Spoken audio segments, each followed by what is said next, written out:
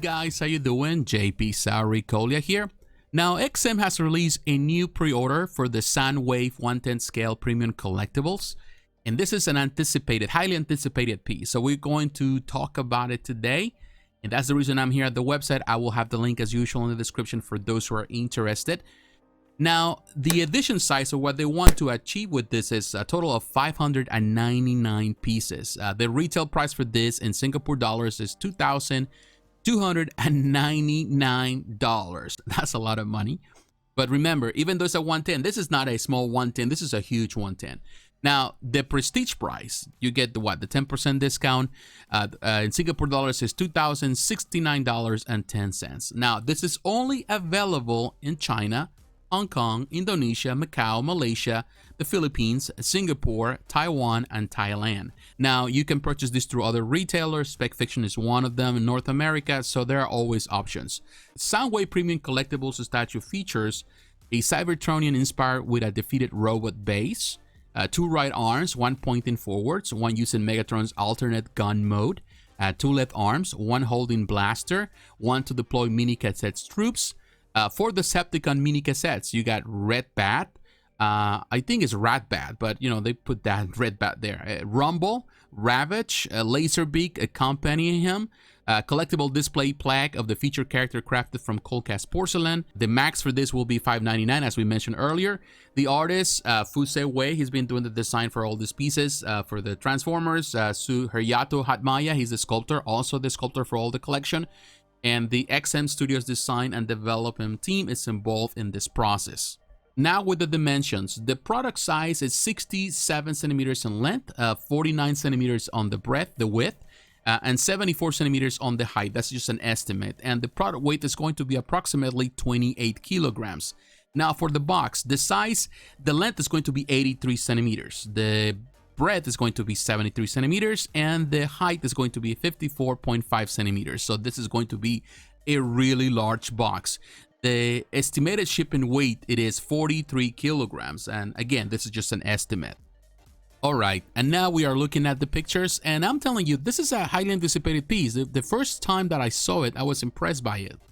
I'm impressed by the detail. If you are unfamiliar with this line from XM, this is not, well, this pays homage to the Generation 1 Transformers, but it also gives it a modern twist, the XM twist, if you can call it that, like that.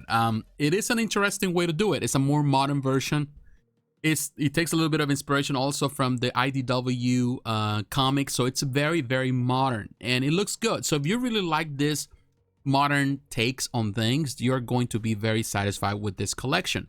And so far the collection has been very good. I've seen some of the reviews, some of the what was that, Bumblebee recently, very good piece, and everything they have done so far looks really, really good. And even though it's a 110, when you look at the coffee mug right here, you realize that this is not a small piece. You know, the consideration is this is a 110 based on this huge robots.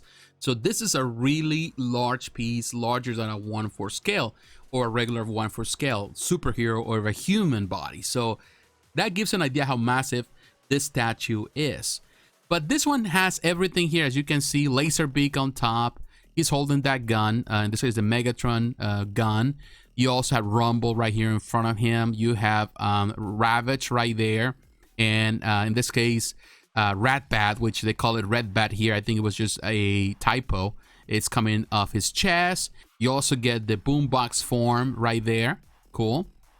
Now, here we have the dimensions, the estimates. It's 74 centimeters for the height, all the way from the bottom of the base to the top of the wing from Laserbeak.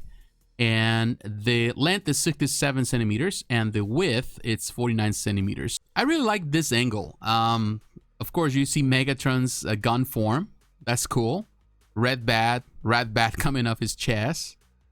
I still cannot get over the name call or the name change. I might be mistaken, but I know it's Rat Bat. Now, I do have a concern with this one, and it's more like a nitpick.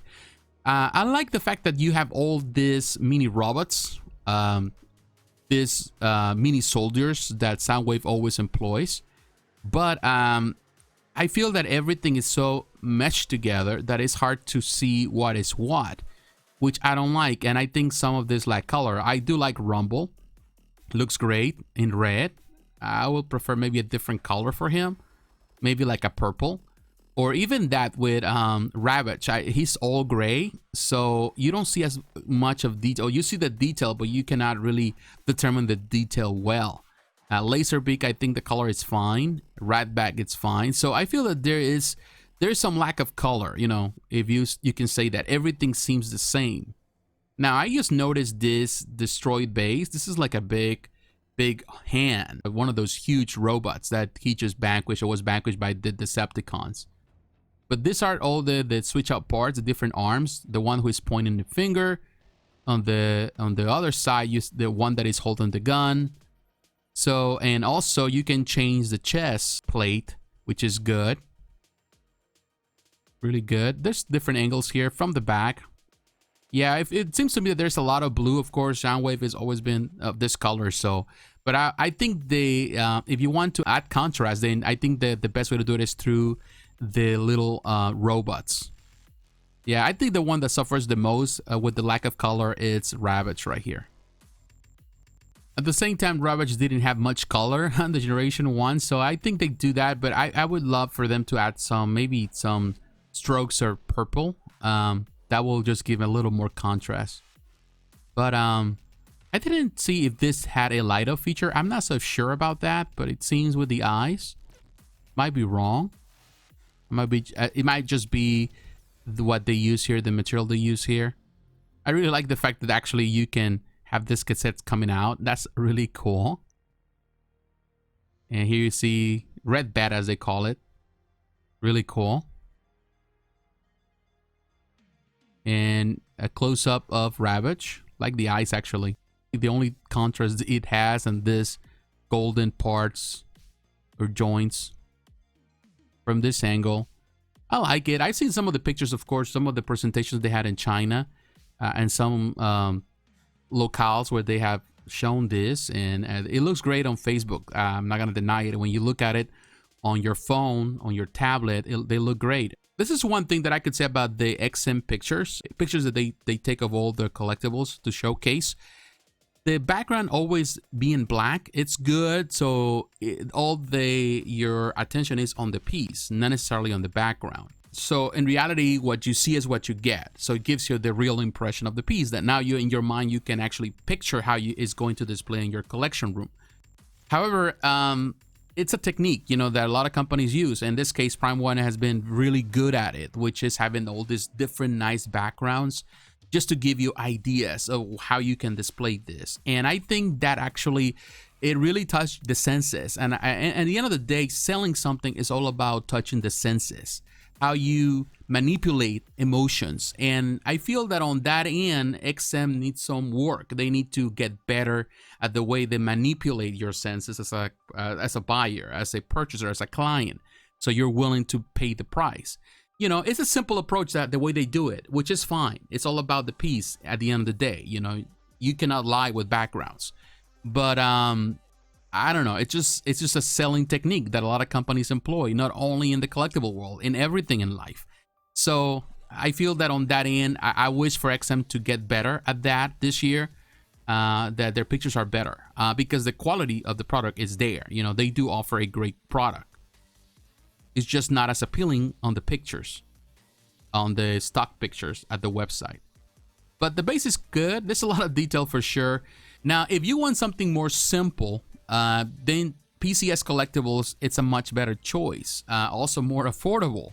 And you get a classic G1 Transformers collection. And the Soundwave they have on pre-order at SciShow, that looks good. I really like it. And it doesn't have all this alternate change of arms and stuff. Only has one weapon change in the arm, so it has two different switch out arms, and also has Rumble comes in the middle of in the center, and that's about it. It's the only robot that comes with that Soundwave. But I really like it. The price is really good, and it's classic G1 stuff, and I love the G1 stuff. Classic. But if you're into the modern thing, then definitely this Soundwave really is more appealing to you, for sure.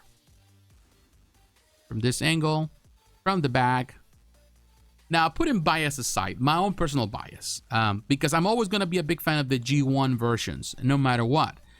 But putting that aside, I can say that XM has done a really good job in portraying this character, these characters, because there's many characters involved here.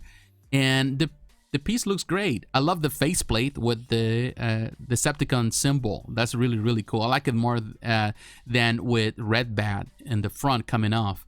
But it's good that you have different switch outs. The weapon, really cool. Rumble looks great now as a close-up. Yeah, he looks good. Yeah, he does. Close-up of the faceplate. Love that it's see-through, so you can see the center. You can see the cassette tape there. That's cool.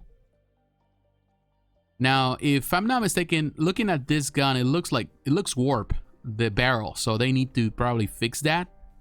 Maybe just a picture, but I noticed in another picture the same thing.